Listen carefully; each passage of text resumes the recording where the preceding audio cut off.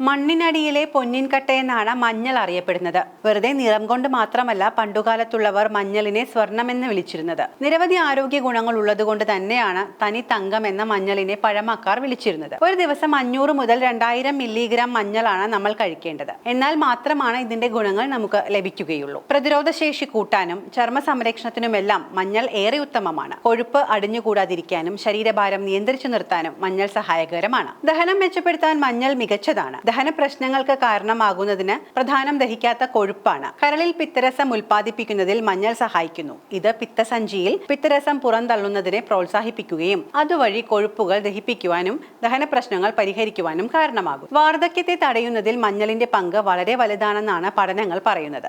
Anti ഓക്സിഡന്റുകളാൽ നിറഞ്ഞ മഞ്ഞൾ free റാഡിക്കലുകളെ ചെറുക്കുകയും അകാല വാർദ്ധക്യത്തെ തടയുകയും ചർമ്മത്തിന്റെ സ്വാഭാവിക ഇലാസ്തികതയെ നിലനിർത്തുകയും അങ്ങനെ യുവത്വമുള്ള ചർമ്മം നൽകുകയും ചെയ്യുന്നു.